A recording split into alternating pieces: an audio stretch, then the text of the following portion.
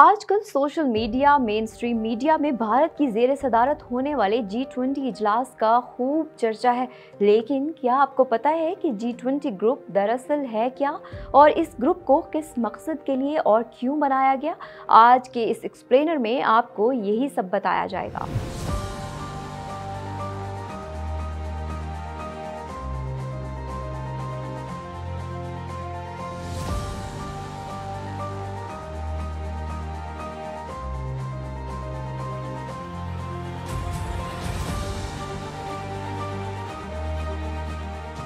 मैं हूं आपकी मेज़बान अंदलीब ज़हरा और आप देख रहे हैं 66 न्यूज़।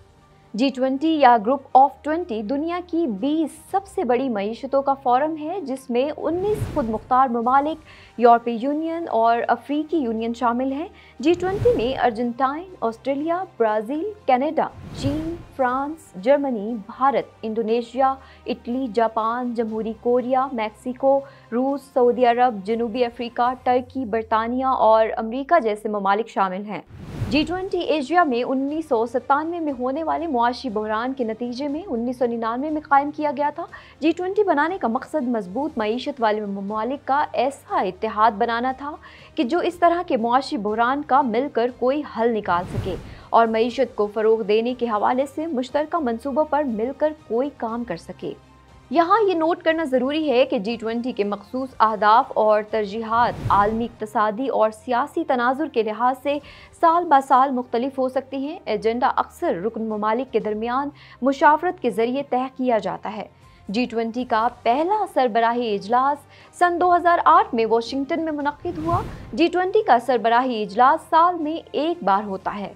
इसकी सरबराही बारी बारी सभी रुकन ममालिक के पास आती है।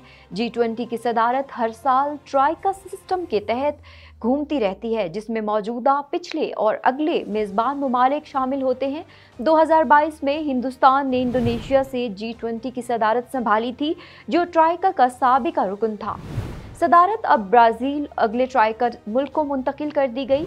G20 ग्रुप की ताकत का अंदाज़ा आप इस बात से लगा सकते हैं कि आलमी इक़्तिसादी पैदावार का तकरीबन 80% आलमी बरामदात का तकरीबन 75% और दुनिया की आबादी का तकरीबन 60% हिस्सा इसमें शामिल ममालिक पर मुश्तमिल है। G20 के सरबराही इजलास को उस वक्त कामयाब माना जाता है जब इजलास के इख्तिताम पर इत्तफाक़ राय से मुश्तरका बयान जारी हो। इत्तफाक़ राय पैदा करने की जिम्मेदारी मेज़बान मुल्क की होती है। और अब बात करते हैं इंडिया में होने वाले G20 समिट की, जहां G20 का मुश्तरका एलामिया रूस पर बराह रास्त तनकीद किए बगैर जारी किया। रूस और अमेरिका को नाराज़ किए बगैर मुश्तरका एलामिया जारी करना यकीनन इंडिया की एक सफारती जीत है। G20 समिट की सबसे अहम development India middle east Europe economic corridor का ऐलान है। बुनियादी तौर पर इस कॉरिडोर का मकसद प्रेसिडेंट जी के नए आलमी तजारती रास्तों और BRI जैसे मंसूबों को काउंटर करना है। बज़ाहिर इस मंसूबे का मकसद इंडिया को ग्लोबल साउथ का लीडर बनाकर चीन के मुद्दे मुकाबिल करना है। जो भी हो, इसमें दो राय नहीं कि कॉरिडोर का ऐलान होना इंडिया की सफारती सतह पर यकीनन एक बहुत बड़ी कामयाबी है। आइए अब आपको इस कॉरिडोर के हवाले से कुछ मज़ीद तफसील शेयर करते हैं। दरअसल India middle east Europe economic corridor एक बैनुल-अक़वामी रेल और शिपिंग रूट है जो दो बरआज़मों में फैला हुआ है। अमेरिका का कहना है कि इस कॉरिडोर का मकसद एशिया, खलीज अरब और यूरोप के दरमियान बेहतर कनेक्टिविटी और इक़्तिसादी इंज़माम के ज़रिए इक़्तिसादी तरक्की की हौसला अफजाई करना है। इस मंसूबे के लिए सऊदी अरब, यूरोपीय यूनियन, भारत, मुत्तहिदा अरब अमारात, फ्रांस, जर्मनी, इटली और अमेरिका के दरमियान मफाहमत की यादाश्त पर दस्तखत भी किए गए। India middle east Europe economic corridor में दो अलग अलग कॉरिडोर शामिल होंगे। मशरकी कॉरिडोर जो हिंदुस्तान को खलीज अरब से जोड़ेगा और शुमाली कॉरिडोर जो खलीज अरब को यूरोप से जोड़ेगा। लेकिन इस कॉरिडोर के शुरू होने से पहले ही टर्की का एतराज़ सामने आ गया कि जब तैयब एर्दोआन का कहना था कि टर्की के बगैर कोई राहदारी मुमकिन नहीं है, क्योंकि टर्की एक अहम पैदावारी और तजारती अड्डा है। मशरिक से मगरिब तक ट्रैफिक के लिए सबसे आसान लाइन को टर्की से ही गुजरना पड़ता है। जी, तो जिस कॉरिडोर की अभी खुद भी खदोखाल वाज़ेह नहीं, उसका BRI से कंपैरिजन करना दुरुस्त नहीं, क्योंकि BRI पैमाने के लिहाज से बड़ा है और इसका ऐलान 2013 में किया गया था।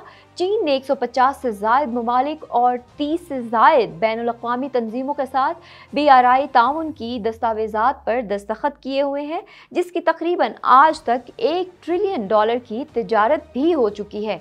आज तक BRI में तकरीबन 3000 से ज़ायद मंसूबों पर काम किया गया और किया जा रहा है। यहाँ तक कि India middle east Europe economic corridor के कुछ मेंबर्स ममालिक आज भी BRI का हिस्सा हैं, जैसा कि इटली, सऊदी अरब और UAE वगैरह।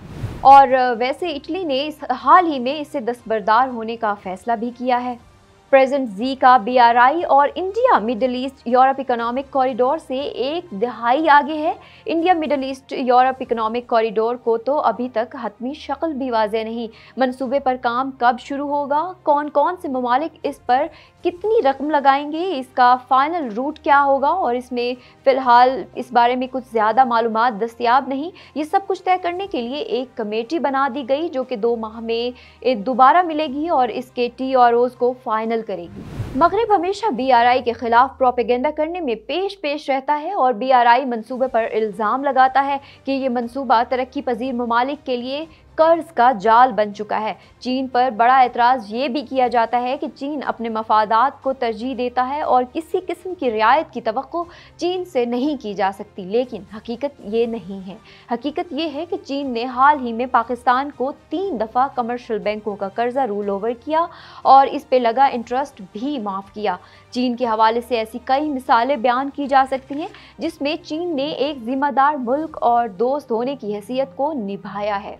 लेकिन यहाँ तक बात India middle east Europe economic corridor के मंसूबे की है। ये मंसूबा इतना आसान नहीं होगा। इसका पहला और सबसे बड़ा चैलेंज राहदारी के क़याम के लिए एक पुख्ता मंसूबा बनाना है। तमाम ममालिक में रेलवे लाइनों, सड़कों, बंदरगाहों के राब्तों का जाल बिछाने के लिए आला सतह के ताउन और मनसूबा बंदी दरकार होगी।